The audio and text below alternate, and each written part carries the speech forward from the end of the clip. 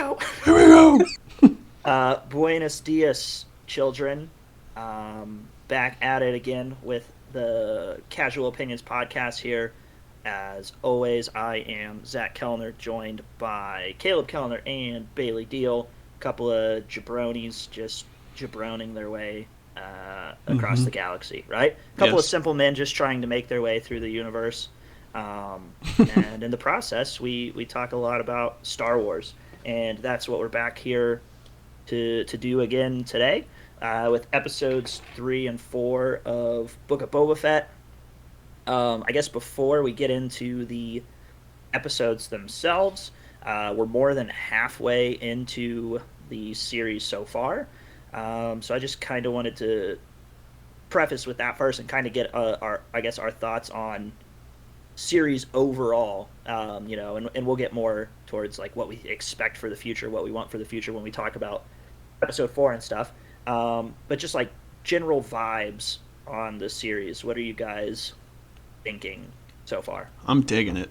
I'm absolutely digging it. It's good. And I feel like I like it. the fans are maybe a little divided on this. Is that the general consensus that a lot of people seem to be divided? Yeah. I have seen a little bit of split. Yeah. And it's for stupid stuff. Like you can have like constructive criticism and criticism just because you're angry at something are two separate things. Yes. And Yes. it seems like one side is a little more like enjoying it, but they're critical of like technical aspects, and the other side is just mad that Boba Fett's ship is called the Fire Spray in the show, and they don't call it Slave One, and that kind of stuff. That will probably come around to that again. I'd seen some like nitpicky stuff, and I am not immune to being a little nitpicky as well, but I also try not to let little things, ruin the show for me. Like I think I do a good job of that. But I had seen some people like talking about, well, the timeline feels a little funky between the flashbacks and the present, right? And like because we see the two, I guess, meet in episode 4, as we'll get to in a minute. But it's not like really clear like how long he's with the Tuskens, right? So there's like a little bit of uncertainty on some of the timeline.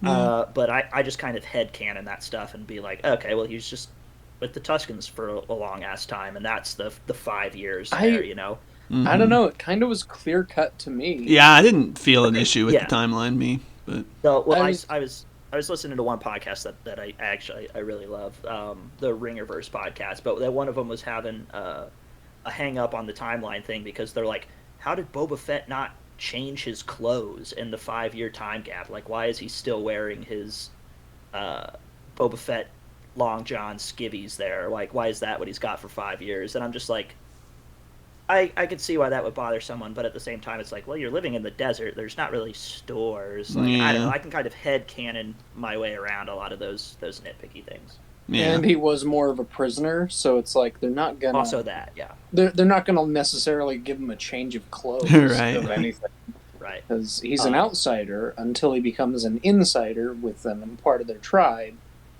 Which, happens. And I think that even happens a little early on with his establishment with them. Mm-hmm. And then we get all that, the cool train stuff and the vision and all that, which, still, I went back and rewatched that episode in particular, and it's still probably one of my favorite pieces of Star Wars media to be released within the past 5 to 10 years. Yeah, I really liked episode 2 as well, and I think episode 2 is probably my favorite. Not probably, it is definitely my favorite of the 4 so far. Probably is a good way of segueing into episode 3, and for me, how disappointing it was to go from something so good to something so meh. Is that the general reaction for everyone here? I would definitely say episode 3 maybe suffers from how good episode 2 is. But I don't think I hated episode 3. There's maybe like 5 to 10 minutes of this 35-minute episode that I didn't really enjoy. But I think by and large, I still liked it. Episode 2 is my favorite episode. Episode 3 has been my least favorite episode. I'm in the Um, same boat. but That's but crazy. let's kind of do a quick run through of episode 3, in case you guys needed that, or in case the people listening are a little forgetful there. Looking at you, Dad. Um, so this one starts with the present timeline, right? An old shoot, I already forgot his name. The guy comes in and basically uh, starts shit talking Boba Fett, right? He comes in and is talking about how these people, these half man, half machines, are stealing his water there. Nobody really respects Boba Fett, and if they really want to earn his respect, he needs to go out there and take care of these problems here. And I guess before that, also the torture droid was basically discussing the breakdown of the power there. Right, the city's split up into three parts. Bib Fortuna was really just kind of a nobody player here, who was paying people off to maintain power. Um, then I think from there it flashbacks to Boba Fett looking for the Pikes. He finds the Pikes, and they basically say, we're not going to pay two protection rackets. If you want to get money from us, you're going to have to figure it out with the speeder bike gang, the Catan Striders. When Boba comes back, it looks like the Tuscans are dead, which we can discuss here in a second as well. Um, and he's yeeted out of the back tank by Bryan Cranston, and it's like a 1-on-7 with old BK fighting the cyberpunk toughs, who I kind of glossed over there, but we'll come back to them as well. Mighty Morphin Power Rangers. And then it pretty much finishes with the slowest high speed chase of all time. And then the Pikes show up, and that's basically the quick shot of the episode there. I guess let's start with the main timeline of it all, and then we can do sort of the flashback timeline part. This episode was obviously, if you're on the internet, getting drug for the cyberpunk street tough kids, who I was not really a fan of. I called them, I wrote in my notes, I called them Cyberpunk the Musical, because I kept expecting them to do some kind of Oliver Twist musical number about we're poor and we're half robots. They didn't really work for me. But I think that was because of like the location, not because of what they were. I had read something, or maybe I had heard it somewhere else, where somebody said if you had like plugged these guys into like Coruscant, where it's a little more vibrant, a little more techy, and things like that, I don't think it would have been an issue. But the fact that they were like so clean and shiny looking here on grungy, neutral tone Tatooine, that was kind of like my turn off there. I had a hard time taking them seriously, and I probably will have a hard time taking them seriously in the future. Here's the thing about kind of maybe even jumping forward a little too bit. I didn't like them at first initially, but then after we got the stuff from episode 4, where we see, like how Boba saved Fennec, utilizing these, cybernetic enhancements and like a literal tattoo parlor essentially of cybernetics. It started to make a little more sense, because Tatooine is a very junky planet, so it makes sense for people to pick up those kinds of things. I think the one aspect that I find a little out of place is the color of those speeder bikes, or the mopeds that they have. Vespa scooter. Yeah, I mean, like Mos Vespa is what a lot of people called that episode, the streets of Mos Vespa, and I'm like, haha, that's kind of funny. So it's like the one aspect of them that I don't think I'm going to be able to fully settle with is just their mopeds standing out as much as they do, and also just like, they probably picked them up from some off-world shipment, but as it stands right now, it's like, it's fine, but it's not my favorite thing. But like otherwise, their enhancements themselves, I'm pretty okay with after episode 4. Yeah, I Um, don't mind. I thought the eye looked a little dorky, but yeah, I kind of like the guy with the 2 eyes from episode 4. mhm, I was like, if you're gonna commit, just go ahead go and for just yeah, do the full thing. go all Why in, right? one eye? I feel like the one might mess with your depth perception or something, Yeah, like having an eye patch on. Um, and then of course, it is the Cyberpunk the musical that comes in and saves Boba Fett from being hugged to death by Black Chrysanthemum there. in one And of I the hottest, one of the hottest giant furry versus slippery old man fights I've ever seen put to film. I sent Caleb a meme. I think of that scene from It's Always Sunny in Philadelphia where Frank Yeah, Reynolds covers himself in Germex and it's just like slithering across the floor. I just want to be pure. But I thought it was a really cool show of Black Chrysanthemum's power, and I had seen and heard some people like, "Oh man, that like how did he get dissing on in? the action scene," and I'm like, you got to realize he was literally 1v7 Yeah. there, and he wasn't losing. Yeah, Like, I mean, they he's like, trapped him by dropping him there. and he took down the Gamorrean guards too, right? I loved the yeet tackle of the Gamorrean. Yep. Oh shit! And then they drop him in the hole, and I totally forgot to mention this in sort of the little recap there.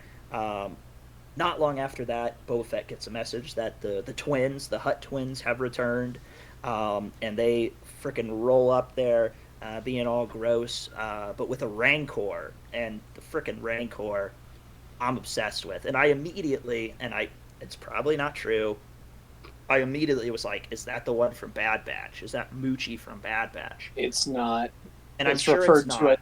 the But in my head, I immediately was like, "Oh, same. what if Moochie imprinted on Omega, who is basically just Boba Fett, and then Yeah. they were already there, like so it wouldn't matter that he had seen other people since then." But yeah, like you said, Bailey, it's not, which is a little disappointing. But I was really hoping for that tie there, and then of course you got freaking Machete, Danny Trejo. Oh, that was perfect. Yep. Going there. I The just Hutt's smiled basically- so much when I saw him. He was just like in the background, and I was like, "Oh my god, yeah." It took me a second, like, yeah, because he's a little far out, and I was like, oh shit, is that Danny Trejo? Yeah, I'm like, no way. And I really hope he shows up more. Like, Mm-hmm. we got to see him again. He's friends with Robert Rodriguez. Like Robert Uh-huh. Rodriguez directed like the Machete films. He also, he was in Spy Kids. So of course, Oh, he's Spy going Kids. to, like, Forgot all about Robert that. Spy Kids. Rodriguez projects. What was it? Is it the dude or was it the guy? Elijah Wood. Oh yeah, Spy the Kids guy. Yes, The guy. the guy. I was so mad that I understood that. Yeah, I'm not because that's awesome. It is amazing. So Boba Fett gets the Rancor. He says he wants to ride the Rancor. He also says that he's rode bigger creatures before, which I think makes Star Wars Christmas special canon. You know, right? Because he's riding the big old Partially. purple guy there. At least maybe Partially. that part. And then after that, after the whole I want to ride it bit, they go to meet with the mayor because the Hutts say, yeah, we're going to leave. Here's a goodbye present to you, but we're not leaving because we're scared of you. We're leaving here because the mayor lied to us and promised this planet to someone else, right? The mayor's playing, chess while Boba Fett is out here playing checkers. They go to see the mayor, Boba Fett, and Cyberpunk the musical. Go there in the major domo that Caleb loves. It's all just like, oh, the mayor can't see you. And then he hops in his little speeder. And that, to me, worse than the Vespas themselves, the speed of this chase. Speeder. It's tough. More It's like tough. slower. Exactly. It's hard to and I watched it a second time and it was still very, very slow. Yeah. And you know what? Some people have taken that scene and they've just put different music to it. And just putting like action chase music from other movies into it. Like they even put Blues Brothers into it. And it works so much better with like that kind of music because it feels more dynamic and energetic. Whereas the music that they use is just kind of like the generic. It just sounded like cyberpunk out of a video game, like background music, like Yeah. It's just like, okay, great. That's just what I hear walking down the street in like, I don't know, Fallout New Vegas, and it's just whatever. Yeah. So it just needed more energy and better editing. I agree. Yeah. Major Domo crashes into a cart full of Mailaroons, which, you know, shouts to Captain Mailaroon of Rebels fame. And that kind of sums up that kind of is the present day portion of the episode, which I didn't love, but I didn't hate. There was good to balance out the bad there. There was less flashback in this than in previous episodes, definitely compared to episode 2. And I think when we were talking about that, I think I was saying, you know, I enjoyed the flashback timeline more than the present timeline. Yeah. And so there was less of that there. You know, Boba goes to see the Pikes, and then when he gets back, the Tusken village is in flames, right? And everybody is assumed dead, right? You know, it's classic. If you don't see the body, are they dead thing? So I think maybe like the Tusken kid or the Tusken female warrior, you don't see their bodies there. There is sort of that really emotional part where he puts the kid's stick on the fire, but you don't see the body. So I don't think that's the symbolic kind of way of showing that the kid is dead without showing a dead kid. Body. Yeah. I'm still personally leaning on the side of they're not all dead. I think they're. I could see that one possible woman, exactly. Tusken, being alive. Yeah. And I guess this. I think she's coming back for like the finale or something to help take down the Pikes. I think that would be cool. And skipping a little bit ahead, I think there's a line in episode 4 where Fennec says, she says something like a speeder bike gang taking out the Tuskens. That's really unlikely. So that could mean what if it was an inside job? Or it could be implied that it wasn't really a speeder bike gang, right? And rather that it was the Pikes that were doing this, you know, somebody with a little more firepower there.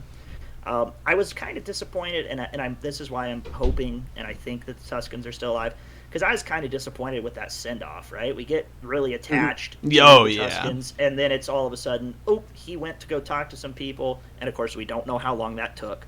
But he comes back and they're all dead. Right. Yeah, that would be unfair to finish it off like that. Yeah, it felt like it was not deserving. Like, they didn't have to die to, like... No. I don't know, and maybe that's what spurs along Boba's motivation in the future. But I don't know. I don't know if that was something. There was a lot of discussion online, specifically from indigenous fans. They saw themselves. They saw like bits of their culture, bits of their personal history and stories being told through the Tuskens. And a lot of them were sitting there watching episode 2, really taken aback by how beautiful it was being presented. They still had their problems with certain aspects, but they said this is probably one of the best ways to represent indigenous peoples in the Star Wars media, is through like redemption, that kind of thing, and different perspectives. And that's why a lot of people liked episode 2. And then we get to episode 3, and a lot of them were very upset and disappointed because they knew that this was what was going to happen. Because it always seems like whenever there's like the outsider joining the tribe kind of story, they always kill off the tribe to motivate the outsider to go and do something else. And they've always had an issue with that. I shouldn't say like but like the indigenous people have always had issues with that kind of representation in media, because it just shows them as expendable. And that's all history has painted them as, is just expendable others. And this episode kind of sort of did that for them.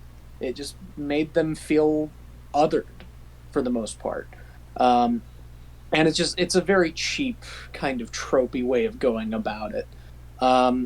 But yeah, that's pretty much all I've heard on TikTok and on Twitter regarding fans of this series of indigenous culture. So that they felt it was handled pretty damn poorly. Yeah, I'd have liked to have seen it go a way different than that. I'm obviously not out here writing movies and TV shows and stuff, so like I can't tell you what I would have liked to have seen. Right. It is kind of a little tropey, but then what would then motivate Boba Fett to become a crime lord? Because definitely the death of them kind of sends him along that path. Exactly. So I can see why they did it, and I can't in this, and I don't necessarily like it, but I can't in this moment think of something that would propel him towards this crime boss role that they want him to play. Yeah. Who knows? So episode 3, not my favorite. If I had to pick episode MVP, definitely will go with Black Chrysanthemum there. Danny Trejo. Oh shit, yeah. Yep. Yeah. Okay. Beastmaster, whatever. I was about to say Danny Trejo too. So. Okay. Yeah, I wrote down Rancor or Black Chrysanthemum, but it's Danny Trejo. Yeah. That's another thing. They're humanizing Rancors. They're emotionally complex creatures. They're pretty much just big scary guys, and everybody's like, "Oh shit, they're big and scary. Let's have them fight." And it kind of makes Luke Skywalker look like a dickhead. Like it makes all the Skywalkers look like dickheads. Like this series has done that. Like Anakin slaughtering a bunch of Tuskens is genocidal, homicidal maniac. Yeah. And then Luke Skywalker is in there basically killing someone's pit bull. Right. Like, well, it was either that or his die. I mean, right? He kind of had to. But he's supposed to be in tune with the Force, right? And just two. I've been on the comic game recently here. Two things that kind of relate to this here. In one of the High Republic comics, one of the main Jedi, Avar Kriss, she actually goes to battle riding on a Rancor in one part, and it's badass. And then also I was reading the 2015 Darth Vader run of the comics, which is where Chrysanthemum debuts also.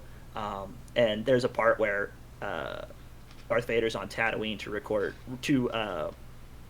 Boba Fett and Chrysanthemum, and he basically tells them what their job is, and then and then it cuts to like this big spread, and he's just like, "Yeah, I've done everything I wanted to do here," and he's just standing in a flaming Tusken village with a bunch of dead Tuskens around him. So he like came back to Tatooine, and he's like, "Ah, fuck, I'm gonna kill more of these guys," and it just goes to work.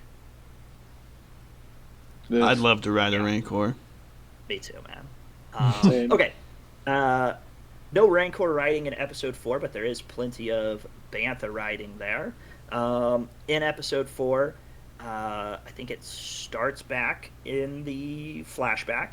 It's probably the longest flashback since episode 2, right? Wouldn't episode 2 be? Yeah. Starts in the flashback where Boba Fett is basically, creeping on Jabba's palace. He sees. We're not really 100% sure what he's doing there. At first, I thought maybe the guards were some of the speeder bike gangs. Just from his scope, I couldn't tell if they were the Striders or not. At which point, he basically says, too many guards. I can't get it. I can't do it. Not today or whatever. We then see the flares, right? The flashes from that Mandalorian season 1 episode, the gunslinger, where they go to hunt Fennec Shand. Took me a second to figure out what was happening. I kind of had to do a little bit of a pause there before I kind of caught on, because up to that point I wasn't really sure where in the flashback we were. So Boba goes and finds Fennec. He finds her out there, kind of making that come full circle. He takes her to the mod parlor there, which if you're a hip-hop music fan, the guy who does all the modifications is actually Thundercat, who's a pretty famous sort of jazz, hip-hop bassist, producer kind of guy. He looked unique enough to be somebody I wouldn't recognize, right. But I could tell he was somebody, not just a nobody. Fennec wakes up, which I feel like would be super traumatic, to wake up in the desert next to a creepy bald guy, and then to look down at your stomach and see that your stomach is now pistons. Um, they basically have a conversation where he's like, "Hey, I saved you.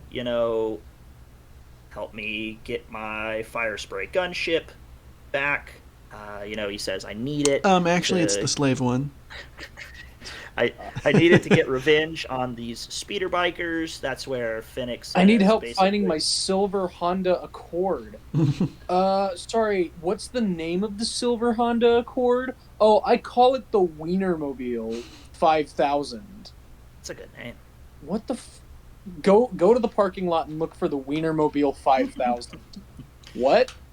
My gray Honda Civic. Go find it. So Finnick at that point, he's like, "I want to get my ship and my armor back. I want to get revenge on the speeder bikers who killed the Tuscans." Finnick's like, "Speeder bikers defeating Tuscans? That doesn't sound right. That's pretty unlikely." That's suspicious. They do That's a Big little time sus. They do a little Splinter Cell recon mission. They bust General in. Kenobi. They bust in. I They have murder. been trained in your culinary. Oh, yeah, that is the cool Commander by Carbon Dexter right there. Jettster. They murder the chef. The rat catcher droid seemingly commits suicide, but then shows up again in the present timeline, which I liked because I thought he was cute. Boba Fett gets his first actual win, I think, in the entire series when he beats up some Gamorreans. Finnick goes into Deadeye mode. They boost Slave 1. Then they go back to the Sarlacc looking for Boba's armor. Once you go Sarlacc, you never go back. They dropped the sonic boom, which was a nut. Get that thing's big. I was a little shocked though that it was still alive after he had cut through it, and she even said like it looks like dried out or whatever. Yeah, I didn't expect that thing to be alive. I'll say that. Boba Fett goes back inside, and then we learn that's why he's so messed up in the present, right? Because he goes back in without the armor, gets hit with the acid. I think it cuts back. There's a lot of back and forth in these. It cuts back to the present. We learn that Boba is finally at full health, so hopefully he'll stop getting his ass kicked. Then it goes to the sanctuary, if I'm correct, right? They go back to the sanctuary. I wasn't really sure. Quit. Yeah, I wasn't really sure why they went back there. I don't know if they were like doing a little more recon or what. It was just to recruit. That's all it was. Black Chrysanthemum, but at the same time, I don't know how he necessarily know Black Chrysanthemum's there, unless maybe it's like the mods. They tipped him off and "Hey, Black Chrysanthemum's in the sanctuary, come get him." Chrysanthemum is there, just staring down the Trandoshans. Oh yeah, he gets pissed. Which is fair because they hunt Wookiees for sport and enslave them. He goes up there and just bodies them. And it ends with him ripping an arm off and getting a job offer. Right, best day. I think the episode then ends with Boba Fett having his meeting of the families where he's like, "Hey guys, if you don't want to help me, at least stay neutral." Then Finnick or is else all, the Rancor will eat you. Or else the Rancor will eat you, yeah. Finnick pretty much then says, "Well, we got to get we need to beef up a little bit. We need to get a little bit more muscle."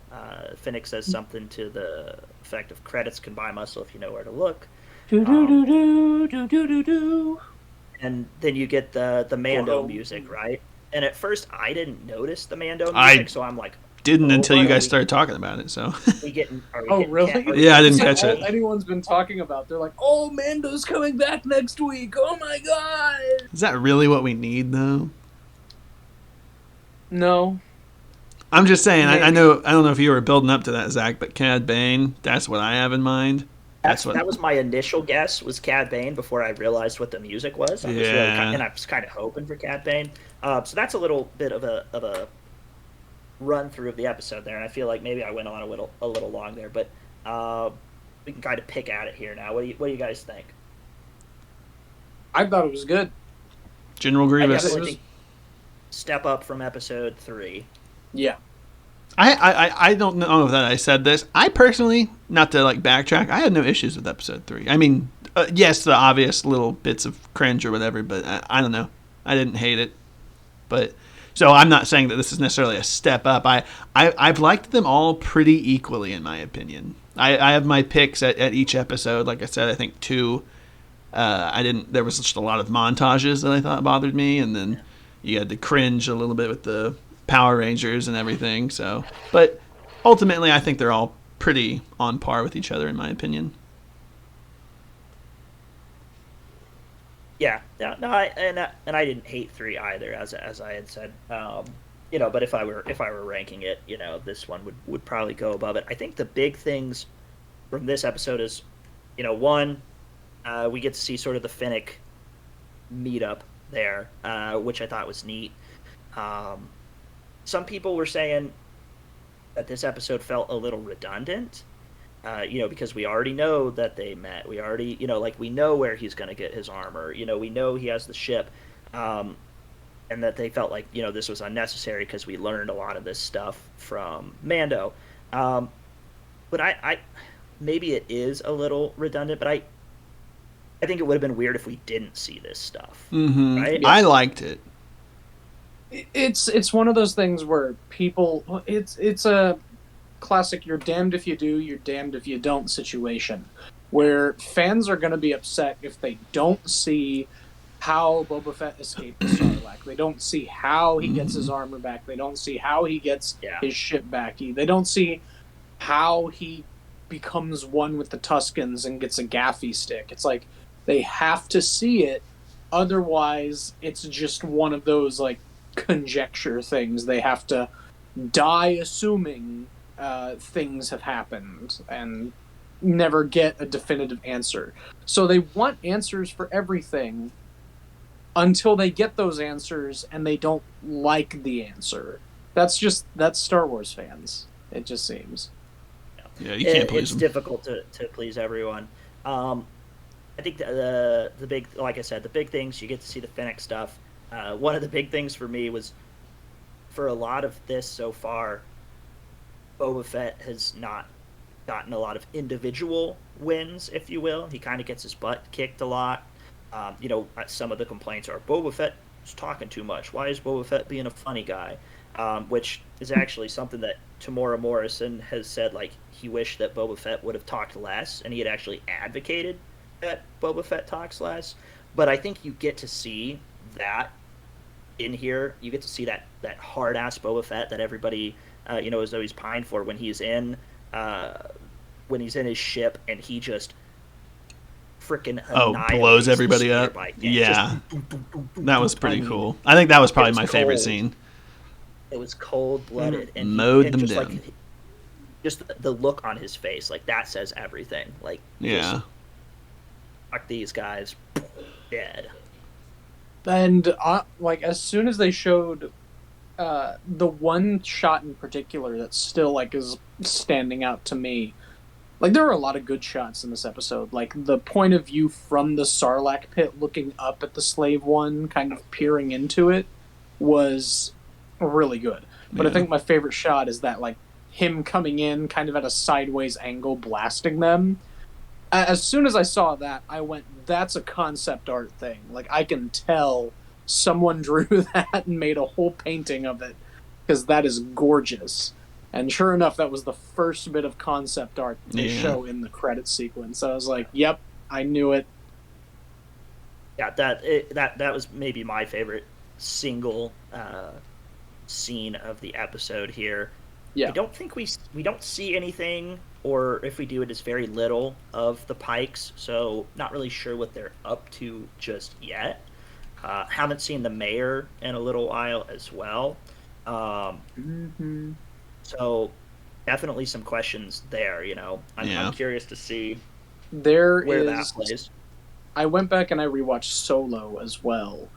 And the reason why I went back and watched it is because someone posted a bunch of screenshots from the show, specifically revolving around the mayor, the mayor's major domo, and the Pike Syndicate.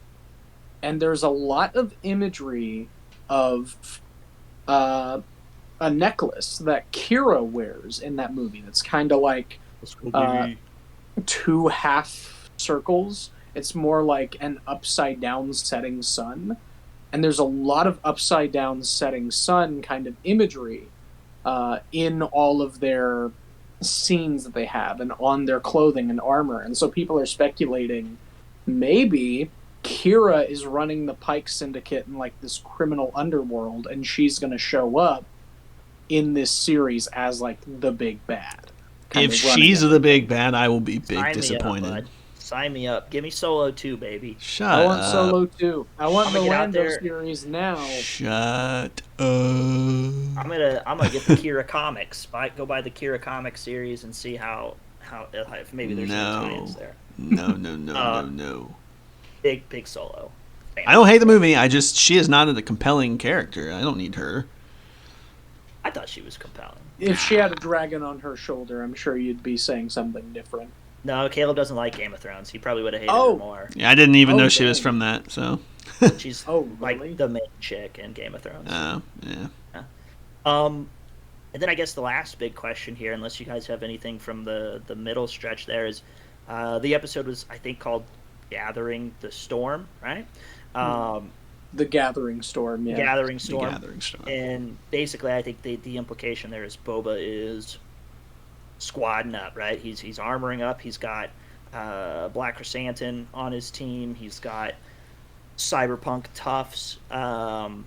He's got Fennec. Solid Rancor. He's got the Grievous robot. Well, that one's probably dead. So he does so have the mouse spectre droid. Yeah. I think the mouse spectre droid is going to be like, oh, he's got a thermal detonator, and he's just going to suicide bomb like the Pike Syndicate. I think that'd be fun. Rest in peace. Rest in peace.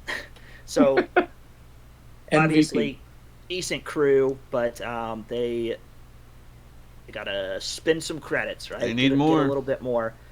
The obvious implication then is that it's going to be Mando. So I'm curious if he shows up, right? I'm imagining like a portal opening Doctor Strange style, and then just like every hero from Star Wars like steps in, is like, we're here to help. So you get like a young Luke Skywalker, you get like a young Han Solo, you get Ben Solo stepping in shirtless, brandishing a blue lightsaber, and he's like, Ben Swallow? I'm here to help too. And they all just like rush Mos Espa and start just slaughtering a bunch of these fish people. Poor fish people. It's the ultimate crossover, honestly. Ultimate crossover. So obviously, if Mando is potentially showing up, and if this episode is called Gathering the Storm, the Gathering Storm, whatever it is, right? I think it is implied that if the storm has gathered, then the storm is potentially going to rage. So I'm hoping for the last 3 episodes, it's just balls to the walls, pedal to the metal action. Like we've built what we've needed to, right? I'm ready to see him just pop off here. I think it'll be cool. I'd be good if Mando shows up, because I think that's going to just open you. I see this ending and it basically being the setup for Mando season 3. My only hope, though, is that in doing that, it doesn't outshine Boba Fett himself. Like if Mando comes in and is just like instantly cooler and better than Boba Fett and is like gobbling up the spotlight, then I think it kind of hurts the Boba Fett show. I'm on the side of I like Din Djarin more than I like Boba Fett. I think just from the 2 seasons of Mando, if you give me one Mandalorian, I'm going to take Din Djarin over Boba Fett. So I'll have a little bit of a bias going into it, but I don't want to see Boba Fett playing Mandalorian second fiddle here. That's my one concern. And that's why I was maybe hoping that it would be somebody like Cad Bane or some other bounty hunters that maybe we know instead of Mando. Yeah. So I'm hopeful, but I'm going to take kind of like a cautious approach to it, I think. That was one of my least favorite episodes in Mando season 2, was that 3rd episode where Bo-Katan and all those other Mandalorians Love Bo-Katan. took the reins from Din Djarin. He just kind of was standing in the background for a lot of like the main set pieces of that episode, and I was just kind of like, yeah, if I hope Bo-Katan like shows up again, but I hope she's not like the next main character, because next thing you know, the Mandalorian becomes the Bo-Katan show. Yeah. And thankfully she was only in like 2 episodes so far, but I'm kind of hesitant about season 3. I think they were trying to build her because I think she is going to be a big role in season 3. Yeah. There was also at one point, before they, I think maybe when there was like the rumors of Book of Boba Fett coming out, was first around. There was actually a theory that the Mandalorian would almost be an anthology series, right? So you got a season of Din Djarin, and then you get Mandalorian, and it's about Boba Fett, and then you get Mandalorian, and it's about Bo-Katan or Sabine, right? Just different Mandalorians. That there wouldn't be a central character, but obviously that's not the case at this point. Yeah, I don't know if I would like that. One last thing on episode 4: if Mando shows up, which again presumed he will, do we think he's going to roll up with the Darksaber? Oh yeah, I think he's rolling up with a new ship, Darksaber, and that spear. The spears kick ass, yeah. Yeah, 100%. And then I think at that point, if he breaks out the Darksaber, nothing Boba Fett can do would be as cool. And that might be too much. I know. Yeah, like him whipping it out to like take on someone might detract from the coolness of Boba Fett, because it needs to be the Boba Fett show, and we need to give Tamora Morrison like a chance to really shine as Boba Fett. We've barely seen this guy use his jetpack outside of episode 3. Yeah. Right after the jetpack. high-speed fucking chase ended. Hey, if we're all supporters of Tamora Morrison here, which I assume we are, right? Yeah, well, yeah. 100%. Love the guy. Let's get Captain Rex in the Ahsoka show, baby. Let's go.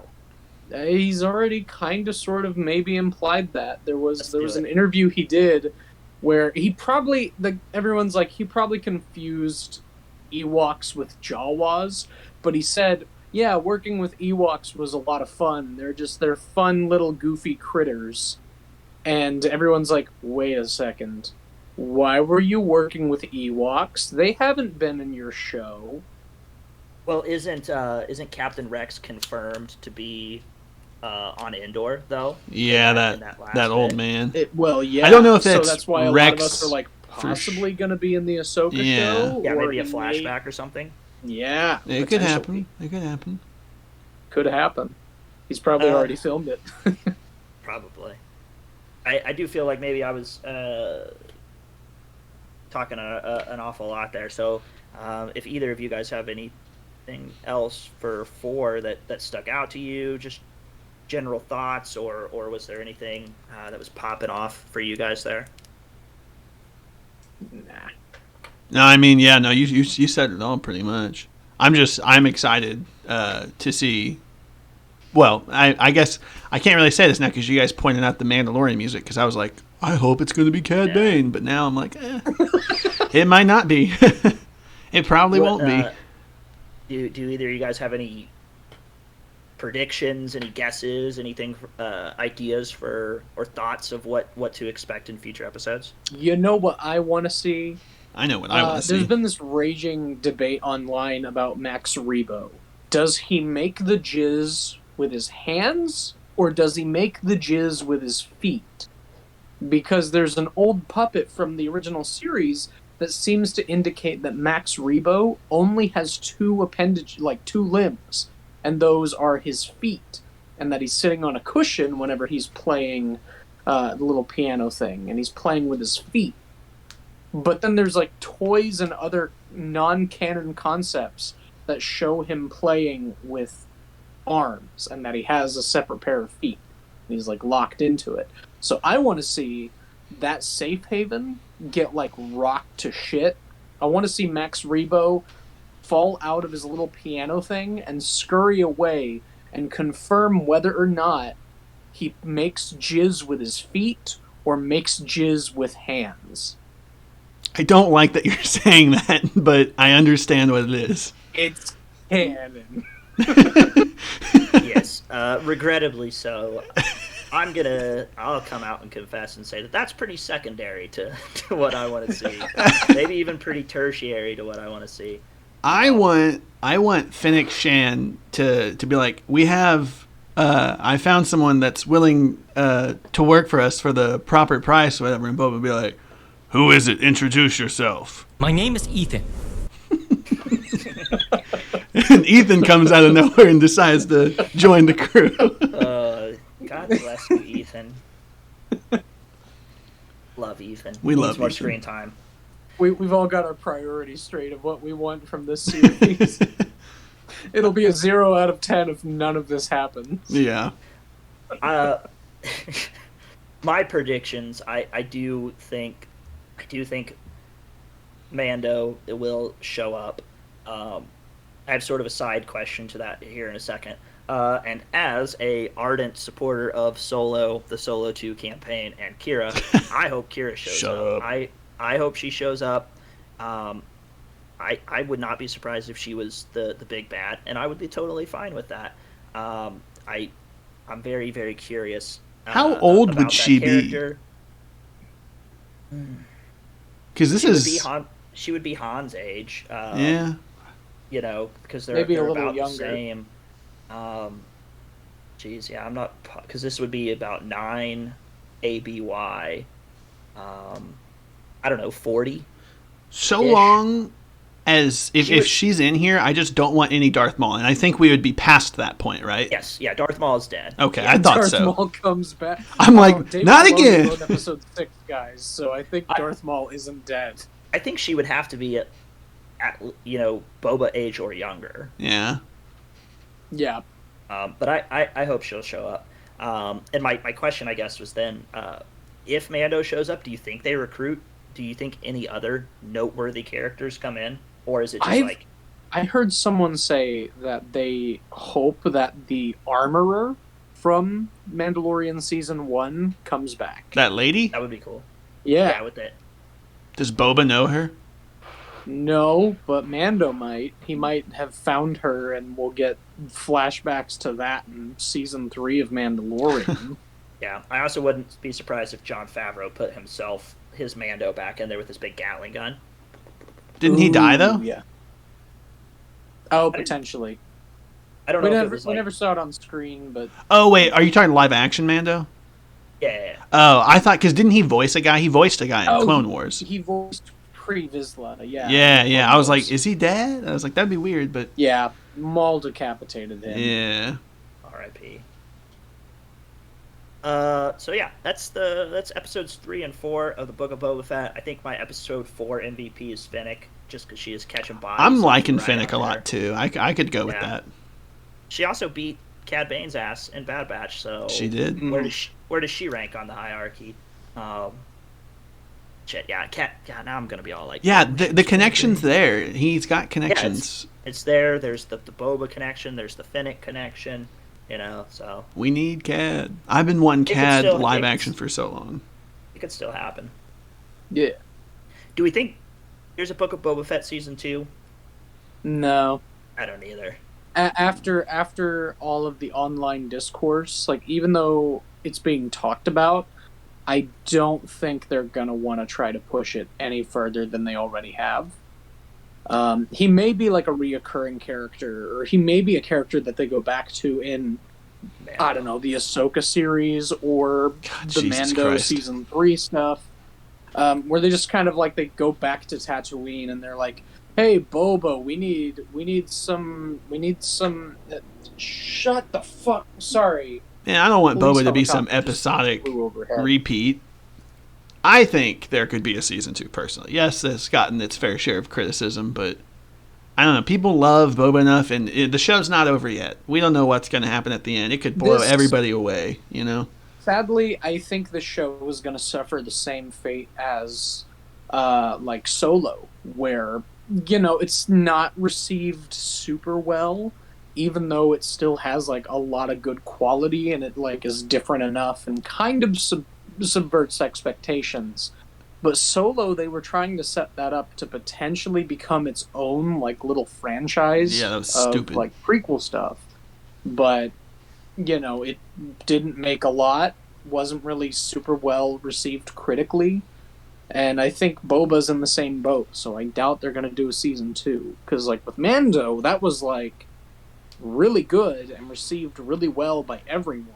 I So they were, of just course, going to sign on for a I season think 2. Solo got more criticism than Boba has been getting, just because, and this is maybe my own opinion here, because I don't really care for the movie too much, but like I know that I'm not alone when I say this, that it wasn't necessarily a movie people wanted. It was like some people did, but people wanted Boba Fett. People want Boba Fett, and it's suffering from Right. criticism, whereas people didn't necessarily, not, or at least not everybody wanted a Solo movie. So I feel I like I think I'm going to have to disagree with you on the amount of criticism between the two, because Solo ultimately was a movie that no one really saw and no one talks about anymore.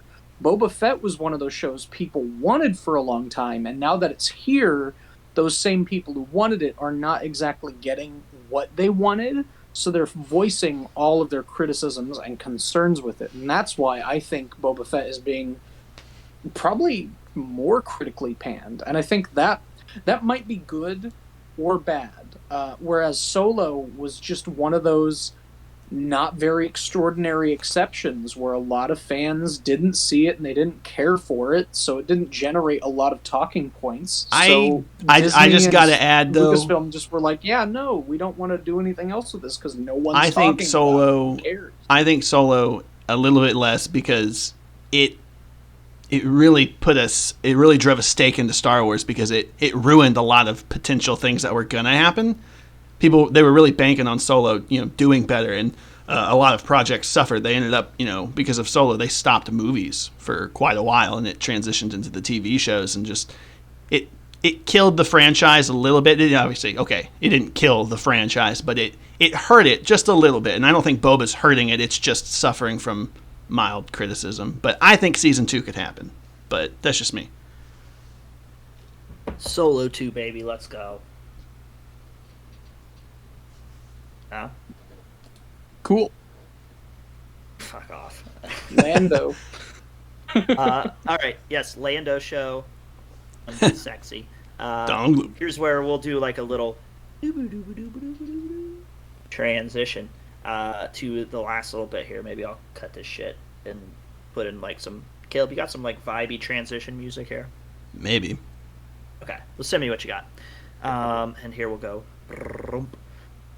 And that was our episodes 3 and 4 rambling. I think it would probably be disrespectful towards proper recaps and reviews to call it a recap and review. So we'll call it a Boba Fett 3 and 4 rambling. It's a good title. Just like with our last Boba Rambling, rambling, rambling, rambling. That's Attack on Titan. Oh, I was gonna say, should I know what that is? I didn't. Yeah, you should know what that is. You got mad at me for spoiling. Well, yeah, don't post fucking spoilers on the internet. I Really, put a you 3-second timer. How could you still possibly stuck put around. spoilers? Because he's a monster. He He's is a monster. Sociopath. I gave fair warning, and Zach stuck around through the warning. And sociopaths often are the heads of crime families, which obviously is what this show is centered around, is Boba Fett building a Tatooine crime family. So similar to what we did in our last Book of Boba Fett rambling, we have a little prompt, a little thought exercise here, THOT, thought exercise of if we were building a Tatooine crime family, a crime family to run Tatooine, much like Boba Fett, who would we pick? What would our team look like? And I guess a little bit of why there. We're going to go individually through our crime families here in just a second. Bailey is requested to go first here. Essentially, the prompt is you're creating a crime family from any set of IPs, franchises, or whatever you want.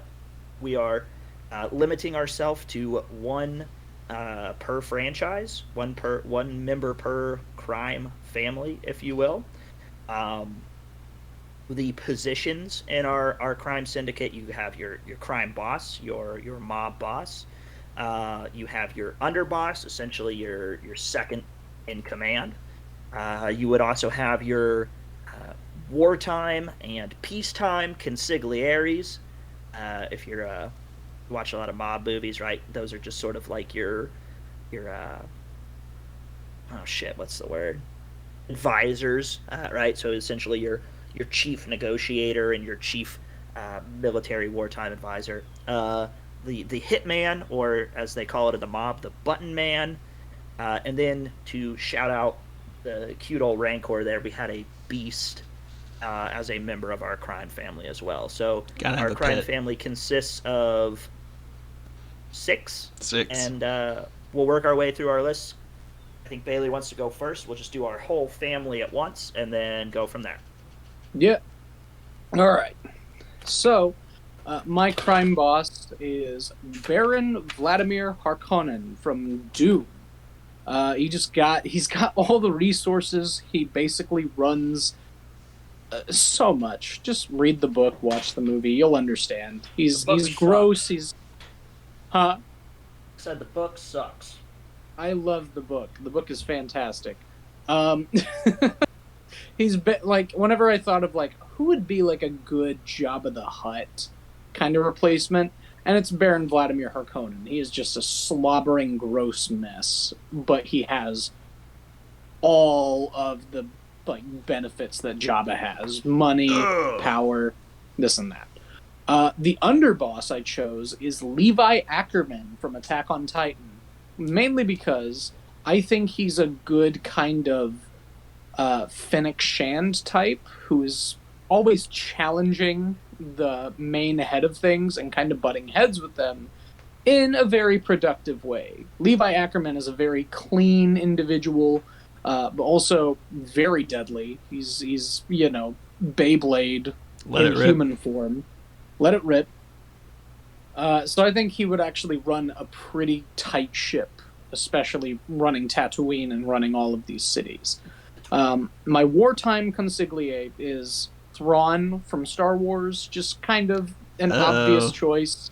I'm sure Zach has thrown Thrawn onto his list. I did not put Thrawn on there because I feel like I've played Thrawn out. I've done Thrawn too many times. You have. Mix it up. Yeah. That's okay, though. That's okay. My turn. My turn. I take Thrawn from you. You can have it. My straw reaches way across the room, and I drink your milkshake. Peacetime consigliere, I chose Hannibal Lecter, specifically the Mads Mikkelsen Hannibal Lecter from Hannibal. Shout out to our unofficial mascot. Our unofficial mascot and Mads Mikkelsen.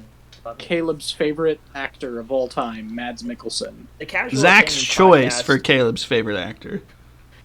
Isn't your favorite musician also Adam Levine? Yes. Zach's choice for Caleb's favorite musician. No. Specifically Super Bowl halftime Adam Levine, who is desperate for the crowd to be on his side, so he takes his shirt off and everyone gets really uncomfortable. There's two things we love on this podcast. It's Mads Mikkelsen and Idris Elba as Knuckles. Ooh, yeah. Yep. Mm-hmm. I should have put Idris Elba Knuckles on my list, but I got better people, if I'm being honest. I'm trying to win. So Hannibal Lecter, of course, peacetime, very manipulative and very sly. So I think he'd be good with like peacetime negotiations and getting things to go this crime family's way. And then my hitman is from the recent series Arcane, and I chose Jinx. If you've seen the show, is that League of Legends? Yeah. Yeah. Yeah, I know. I've never played it or know anything about it. You can watch Arcane and still understand it. It's really good. Like, I actually really liked it. I've never touched a League of Legends game, but Jinx is just insane and so deadly. Love it. So I would put Jinx as my hitman. And then my beast would be the Blob from the movie The Blob. Ooh. Just sitting in that little pit. So if Harkonnen wanted to drop anyone, as soon as they hit the ground beneath the little throne room, it's a acidic blob. So they just get digested and dissolved immediately. Oh, very nice, very nice. Very slowly and very painfully, but they're still being dissolved in a violent, horrific fashion. Yes. Yeah. And that's mine. Beautiful, beautiful. I like it. Pretty good. I almost had Levi on my list as well, but I wasn't sure where I wanted to put him exactly. Fair. I think Underboss is probably pretty good because he is kind of the underboss of the Scouts, but I don't know. I spent a lot of time thinking like team chemistry on my like how well are they going to interact with one another, and I just didn't see him fitting. I didn't see him fitting with the rest of my people because he's also like. I mean, I guess he's from a criminal underworld originally, but I think I was kind of thinking on mine, like if I'm doing a crime family, I want some people that are like morally bankrupt, and I think Levi has morals. I mean, he still murders the hell out of people, but whatever. Shall yeah. Caleb, you want to go second, or you want me to go? Up to you. I can go either way. Damn it, man! I just was hoping you'd give me an answer. All right, sure. I can go if you want. All right. Yeah, that works for me. I don't know if we were technically allowed to do this, but I went ahead and did it anyways. Because when we were talking about and discussing this idea for this episode, I definitely just kind of had the format of like Boba in my head. So I went ahead and made Boba my crime boss. I hope that's cool. Fair. Yeah. I don't know. I wanted to kind of model it after the whole respect thing or whatever, rather than just some. I don't know. But yeah, so Boba Fett is my crime boss. We'll call him Lord Fett, Master Fett, whatever you want to call him for sure. Then the underboss for my crime family, I have Samus Aran from Metroid. She's a bounty hunter. Yeah. I felt she, fit the Fennec Shand role, or she could theoretically fit that role pretty well. And I mean, she's got her own cool ass armor, just as cool, if not cooler, than Boba Fett's armor. Gotta love Samus. Then it was peacetime and wartime. Is that right? Yeah. Because I just wrote down the names for these. I didn't actually write down the categories when I was writing these names down. But peacetime, I don't know if that's the one that we did next for sure. But my peacetime is Captain Falcon, who's also a bounty hunter. If you didn't know that. Believe it or not. Awesome. Yeah, he's a professional F-Zero racer, and he's also a bounty hunter. And I feel like, peacetime, if that, I don't really know what a peacetime thing does, but I figured peace, everybody loves Captain Falcon. He's a famous racer. He's got the smile and everything. He's just also a bounty hunter. So peacetime, sure, why not? Then wartime, I've got John Wick. Love John Wick. He's a badass. Why not?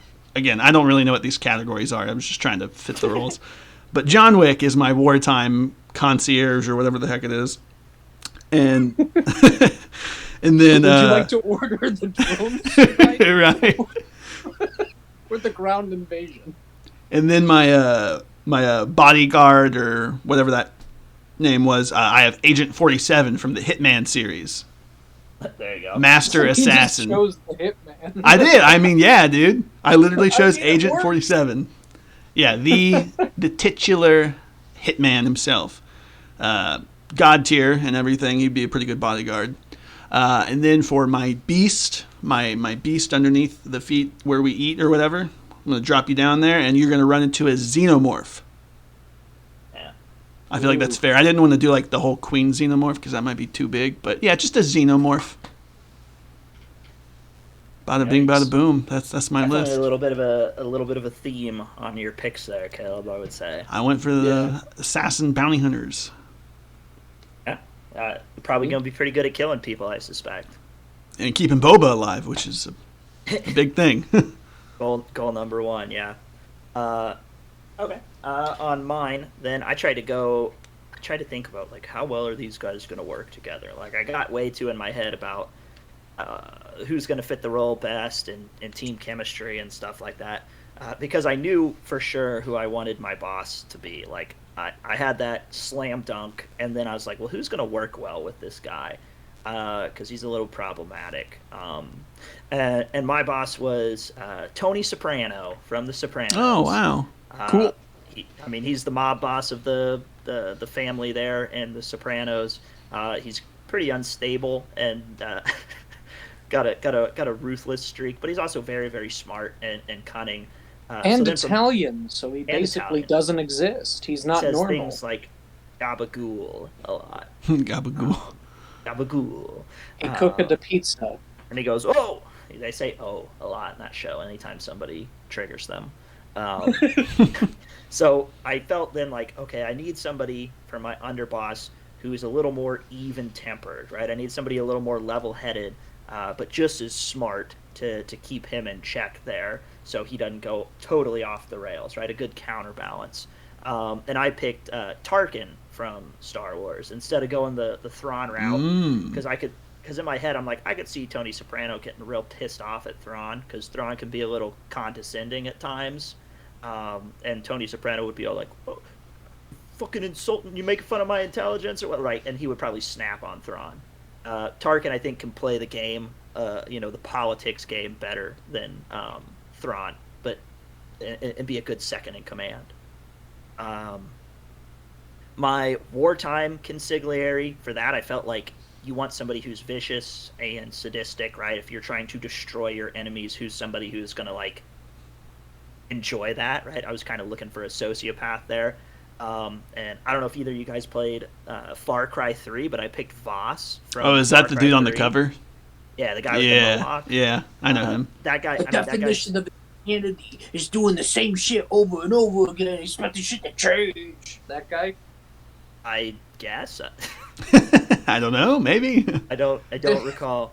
I just know every edgelord on Twitter for like the longest time kept posting pictures of him and just posting that quote, and I've just kind of committed it to memory. Mm. You're probably not wrong. Very possible. It's been a minute, but I remember him being. I mean, he's sadistic. He's vicious. He's scary, right? He's only in the game for like 13 minutes anyway. And they've DLC'd him. There's some cool new expansion stuff on Far Cry 6 with him. But yeah, he would destroy his enemies with a smile. Then for my peacetime consigliere, I felt like I needed somebody who's a good negotiator with a little bit of charm, but is also not like a goody two shoes good guy. So I went with Saul Goodman from Better Call Saul and Breaking Bad. He's got, I mean, he's a top of the line lawyer, but he is also not above doing the shady, slimy stuff in order to get by. So I felt like he was a good fit. I was kind of on a trend of like normal people. So for my button man, for my hit man, I chose somebody who was scary and cold and good at their job. It also seemed like somebody who wasn't gonna say no, right? Somebody who would be a good soldier. And I picked Anton Chigurh from No Country for Old Men. Ooh, that is good. I just could picture him just walking through Tatooine with his little air tank and just capping people with that. And then I go a little off the rails on Beast. I felt like I kind of had a little bit of a normal guy, a normal guy theme on a lot of my people here. Mm-hmm. And then on my Beast, I was not thinking fit the Beast under the palace. That's what I was thinking. So I went with the 13th Colossus from Shadow of the Colossus. If you've ever played that game, Well, I know that those things are big. it's the Phalanx, which is it's kind of like almost kind of like a flying serpent dragon thing. But the reason that was the one that came to mind is because you fight it in a desert. It's kind of like hidden in the sand when you find it. So I felt like, one, it could be used for transport. Two, I could just like hide it out in the desert and just like have it just lift up and just murk people as necessary. So part transportation, part beast. There was kind of my play. I like it. That's my team. on Cool. the Tatooine Crime Family. Yeah, my team definitely wins. It's crazy. I think your team has the highest kill potential. On Yeah, it, man. For sure. Yeah. And if you don't pay your offerings or your taxes to me, I throw you in with the xenomorph, and then I get a free monster. It's true.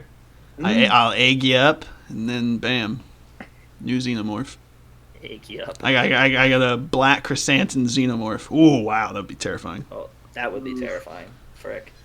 All right, yeah. So there's that for us. Tatooine Crime Families. I hope everybody enjoyed. I had a good time. I liked putting my list together. It was fun. Yeah.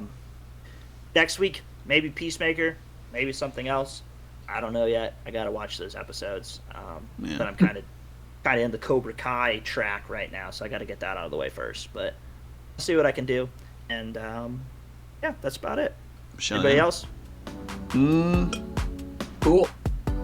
that wasn't me. Cool. I could be fooled there. All right. Well, peace to you all. Cool. Thank you for listening. We'll be back with more Boba Fett in 2 weeks for episodes 5 and 6.